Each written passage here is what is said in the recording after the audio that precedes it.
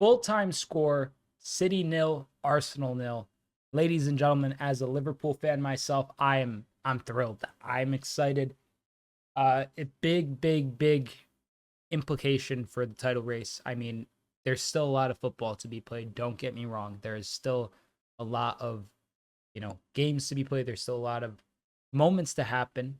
Lots of European competitions to take place as well. Both Arsenal and City still in the Champions League, Liverpool still in the Europa League. So anything can happen.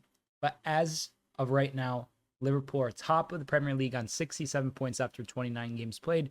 Arsenal on 20 after 29 games played have 65 points, 2 points behind Liverpool, and a point behind Arsenal on 64 points is City with 29 games played as well. So the top three are on 29 games played.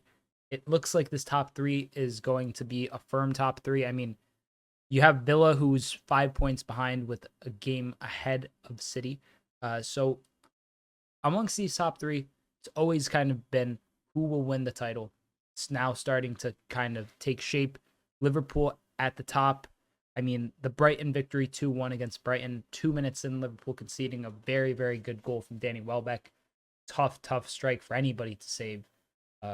Cleveland Kelleher would never have gotten to that. It was just perfectly placed. Legitimately a perfect strike. And Liverpool rallied. But I will say, as a Liverpool fan, I was concerned towards the end of the second half. There seemed to be some growing kind of, how do I say, confidence from Brighton. They were looking like a far better side, a far more fluid side. And ultimately, now that we have, this match week done and dusted, I mean, looking forward to the next couple of fixtures. Arsenal, they have to host Luton at the Emirates. City have to host Aston Villa at the Etihad, and Liverpool have to host Sheffield United at Anfield. So it's not like any of these fixtures are shoo-ins per se. You could maybe say Arsenal, Luton, but Luton, credit to them, they're a side that will always go out and fight. Aston Villa, I mean, they've looked fantastic this season, but they also are a side that are going to have to go to the Etihad after City have dropped points there for the first time in a long time, really.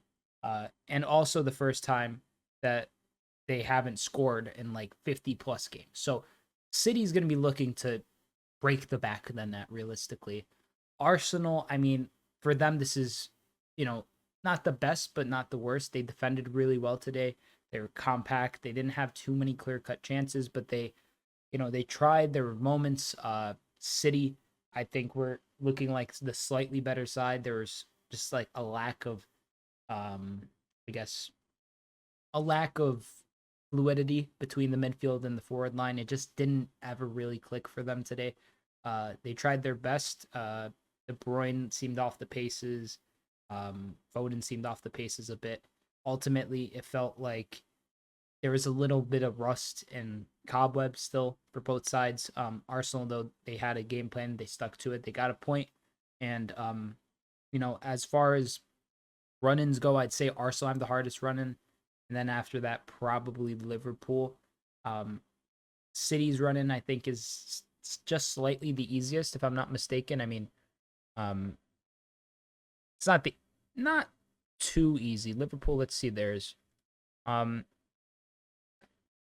mean, Liverpool still has to face United, Everton, Tottenham, Villa. Yeah, so I'd say City has the just marginally the easiest run in for the remainder of the season. I think that they're not favorites, but don't rule out City. I've been saying they're favorites for a while, but all it takes is one match week where Liverpool and Arsenal lose and City wins, and then City is back in the driver's seat. Knowing City, they will be very adamant to get back to the top. They'll be fighting hard. And yeah, so all things considered, a very eventful match week of Premier League football. Lots of controversial calls, not just in the Liverpool Brighton game and the Man City Arsenal game, but in the Burnley Chelsea game, some stupid reds given out. Just the Newcastle game as well, the red card to Gordon, controversy around that. But all in all, entertaining match week. Hopefully everybody's doing well. Happy Easter if you celebrate. Subscribe if you're new. Like the video if you enjoyed. Make sure to comment down below with your thoughts on who you think is going to win the Premier League title come the end of the season. Thank you so much for joining me in this video. I'm Sideline Sedo. Peace.